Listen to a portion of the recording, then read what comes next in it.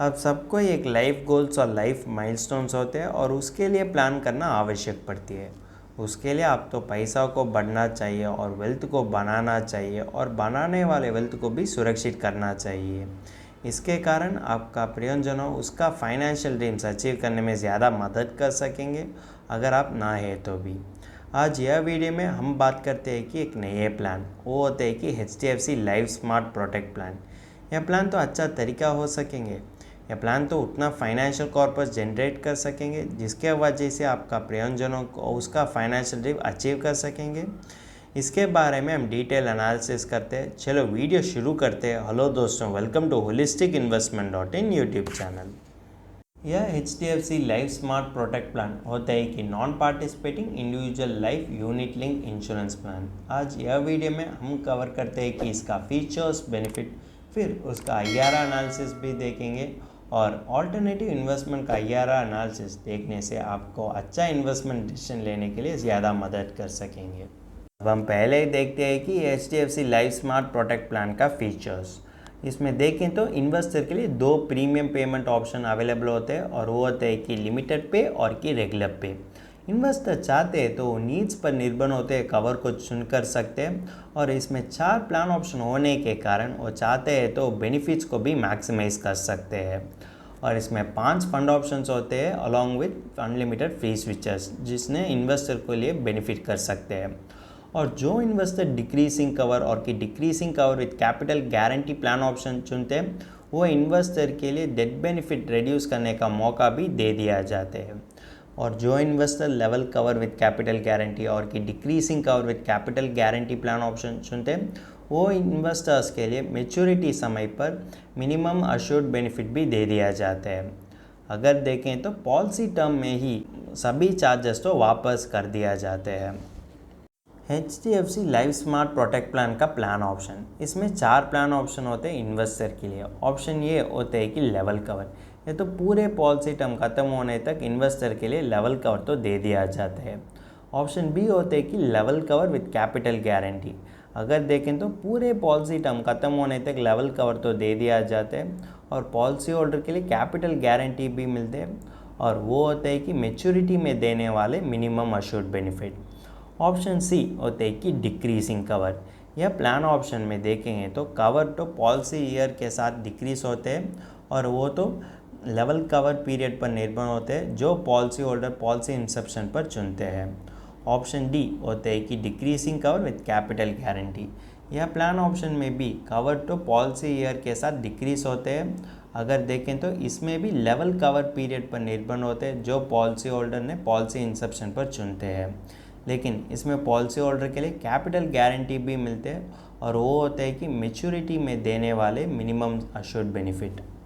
HDFC life smart protect plan का investment strategy देखें तो जो investor option A level cover चुनते हैं और ऑप्शन सी डिक्रीजिंग कवर चुनते हैं वो इन्वेस्टर के लिए 5 फंड ऑप्शंस होते हैं इन्वेस्ट करने के लिए। और वो पॉलिसी होल्डर तो किसी में एक फंड ऑप्शन चुन कर सकते हैं और मल्टीपल फंड ऑप्शंस भी चुन कर सकते हैं।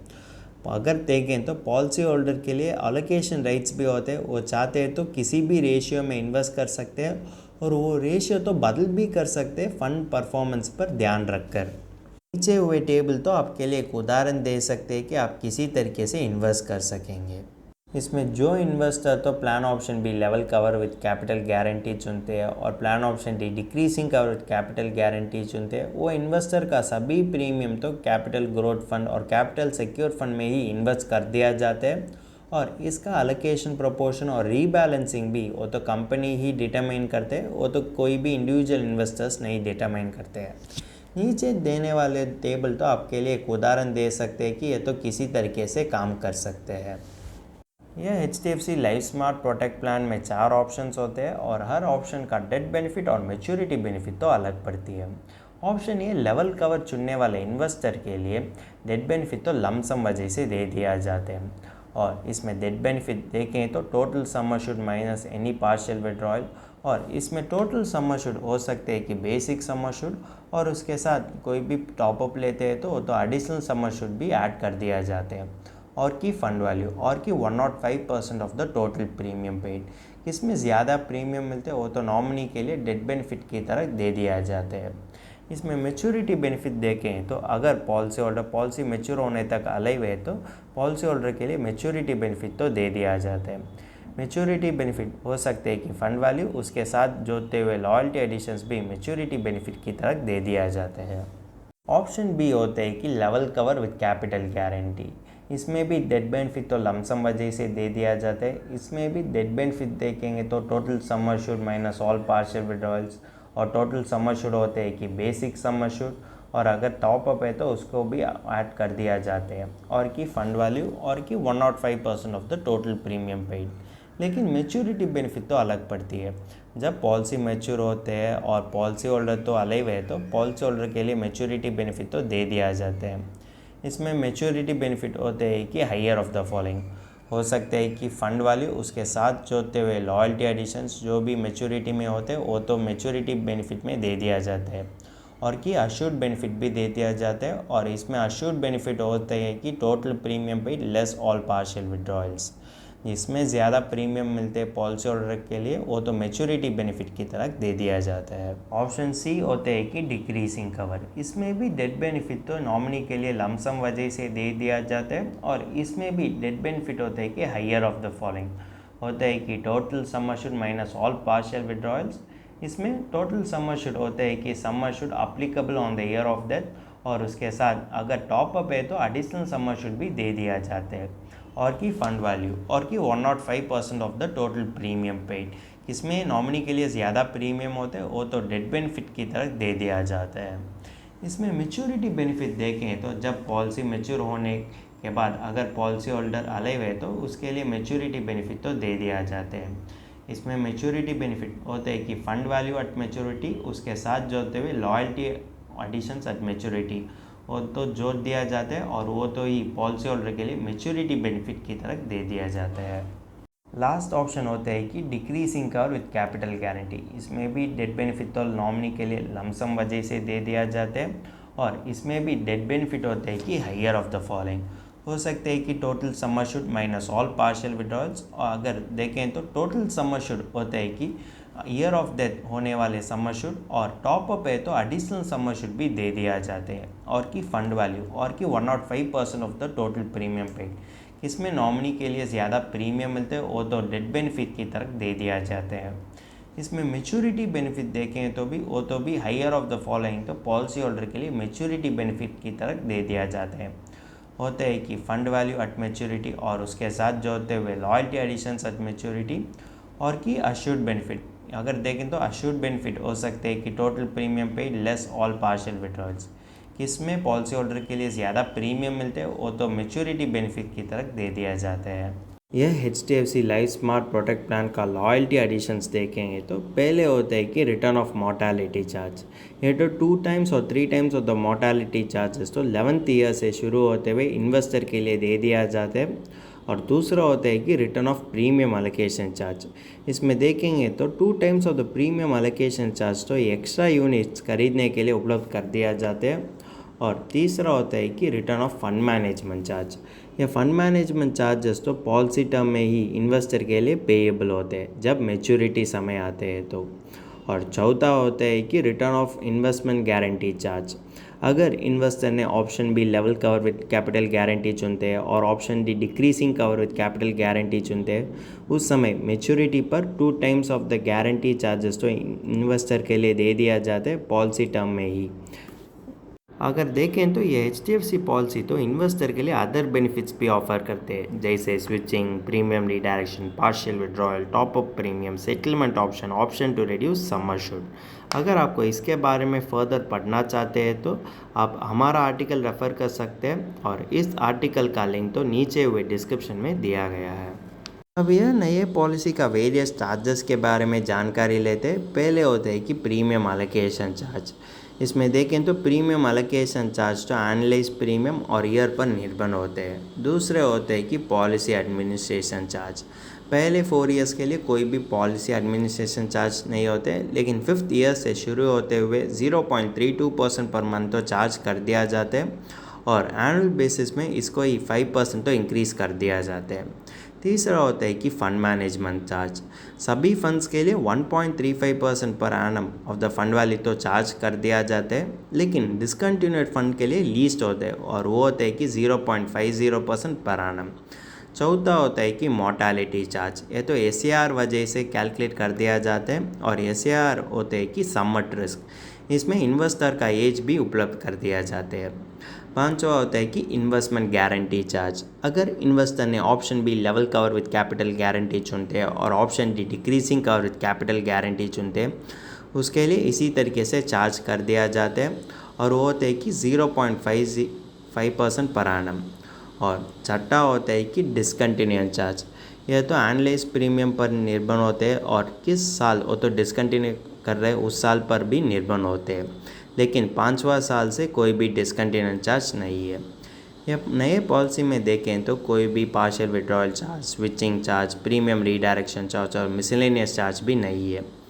मेरे परसेप्शन में मैं यही कर सकता हूँ कि अदर पॉलिसी से कंपेयर किया तो यह पॉलिसी तो लिटिल बेटर होते हैं, लेकिन भी इसमें थोड़ा एडिशनल चार्जेस होने के कारण आपका ओवरऑल रिटर्न तो ज़्यादा इम्पैक्ट कर सकते हैं।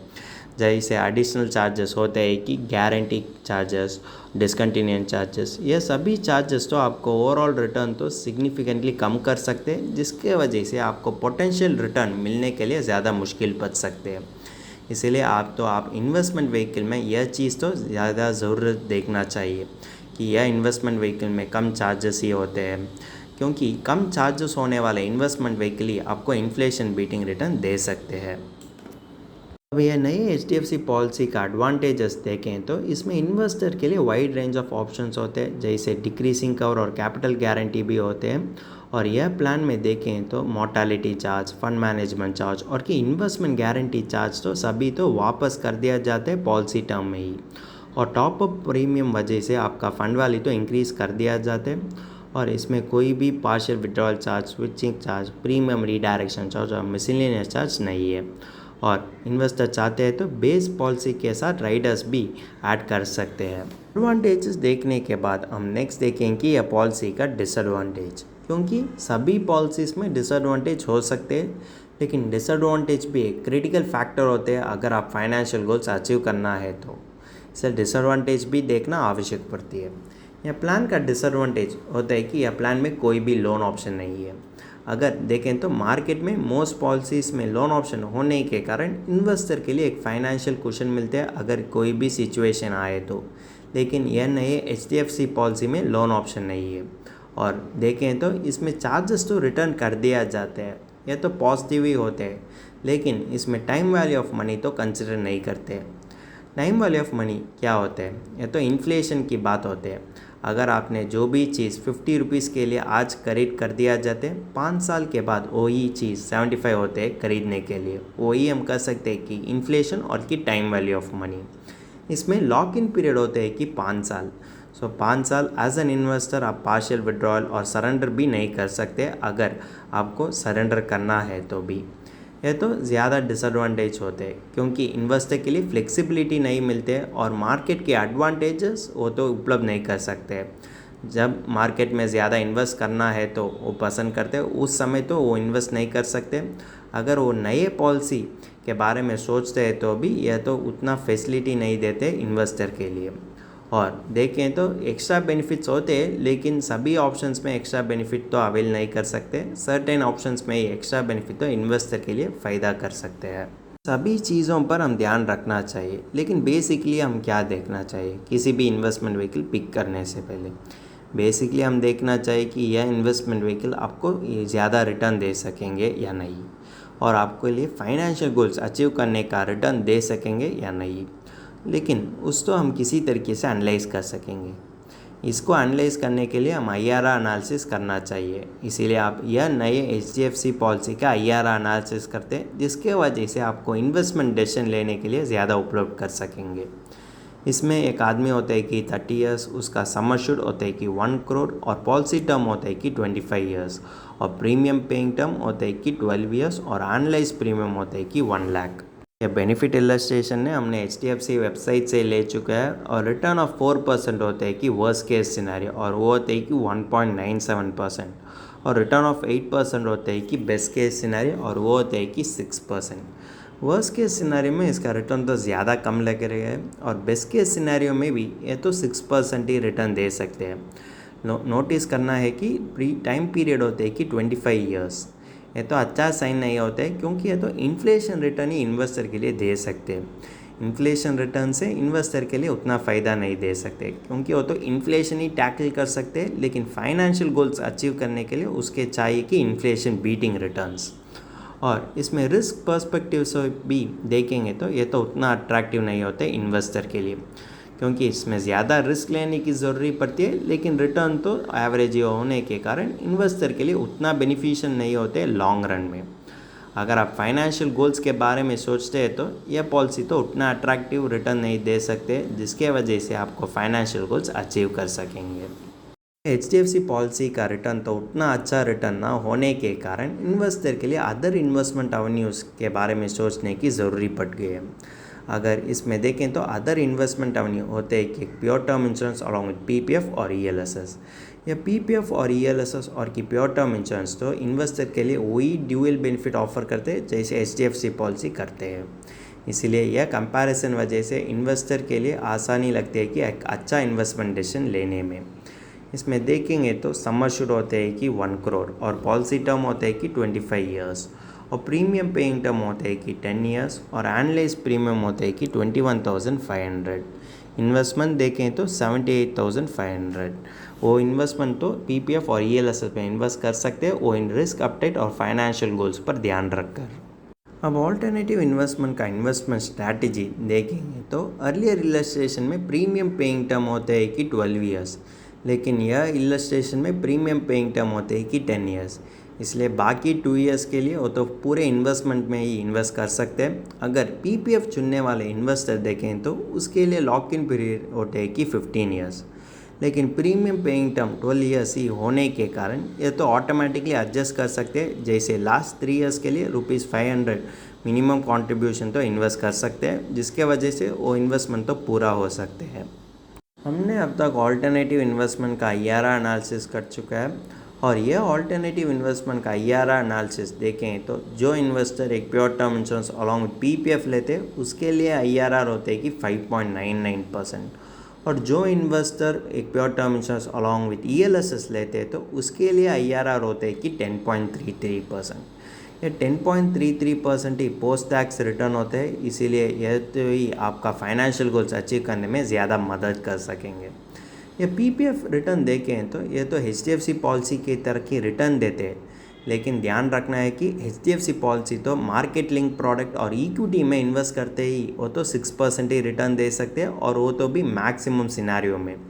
लेकिन एक PPF आपके लिए 6% देते हैं, क्योंकि वो तो डेप्ट इंस्ट्रूमेंट में ही इन्वेस्ट कर दिया जाता है, और डेप्ट इंस्ट्रूमेंट में रिस्क तो कम होते हैं, इसलिए रिटर्न ही कम बढ़ती है। अगर ओवरऑल देखें तो एक pure term insurance along with PPF he investor के लिए ज़्यादा फ़ायदा दे सकते हैं अगर एक नए HDFC पॉलिसी से कंपेयर किए तो।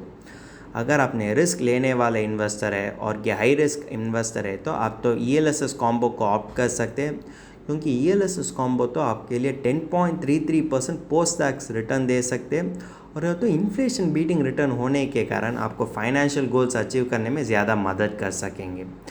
अगर देखें तो रिस्क पर्सपेक्टिव और रिटर्न पर्सपेक्टिव से देखेंगे तो भी ऑल्टरनेटिव इन्वेस्टमेंट तो ज़्यादा अच्छा परफॉर्म कर दिया जाता है इन्वेस्टर के लिए, और वही इन्वेस्टर के लिए ज़्यादा फ़ायदा दे सकते हैं लॉन्ग रन में, जिसके वजह से वो तो फाइनेंशियल गोल्स अचीव करने का कॉर्पस तो आसानी से जनरेट कर सकेंगे।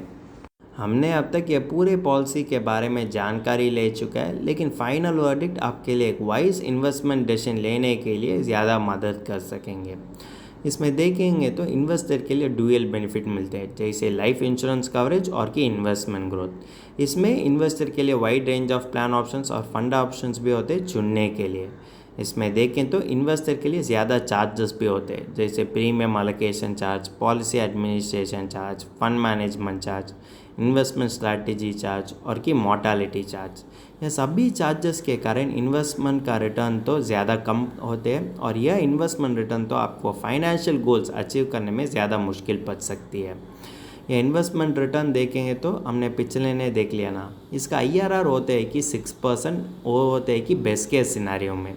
यह IRR वजह से आपको फाइनेंशियल गोल्स अचीव करना ज़्यादा मुश्किल पड़ सकती है, क्योंकि हमारा इकोनॉमिक इन्फ्लेशन ही होते हैं कि 4 to 6%, इसीलिए वो तो उतना अट्रैक्टिव नहीं होते लॉन्ग टर्म इन्वेस्टर्स के लिए। और इसका लॉक इन पीरियड भी होते हैं कि 25 ईयर्स, ये तो लॉन्ग रन में इन्वेस्टर के लिए उतना फ़ायदा नहीं दे सकते हैं। रिटर्न ऑफ चार्जेस तो अच्छा ही दिखते हैं, लेकिन इसमें टाइम वैल्यू ऑफ मनी तो कंसिडर नहीं करते हैं, जिसके वजह से आपको लिए एक उतना बेनिफिशियल नहीं होते लॉन्ग रन में।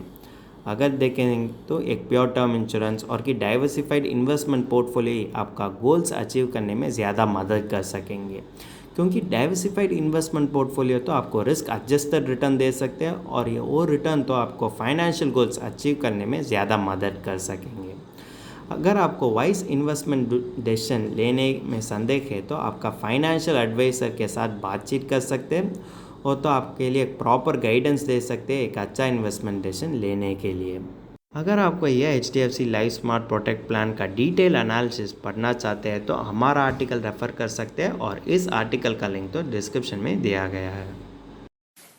अगर तुमको इस टॉपिक में और कोई अदर फाइनेंस और इन्वेस्टमेंट रिलेटेड टॉपिक में संदेह है तो हमारा फाइनेंशियल एक्सपर्ट के साथ अपॉइंटमेंट बुक कर सकता है। अपॉइंटमेंट का लिंक डिस्क्रिप्शन में दिया गया है। और फिर इन्वेस्टमेंट के बारे में और फाइनेंस के बारे में तुमको ज़्यादा बताना चाहिए तो हमारा लाइव वेबिनार अटेंड कर दीजिए। वेबिनार का लिंक भी डिस्क्रिप्शन में दिया गया है। वेबिनार एब्सोल्युटली फ्री है। इस वीडियो तुमको पसंद है तो लाइक कर दीजिए, फ्रेंड्स के साथ शेयर कर दीजिए और ज़रूर सब्सक्राइब कर दीजिए। धन्यवाद।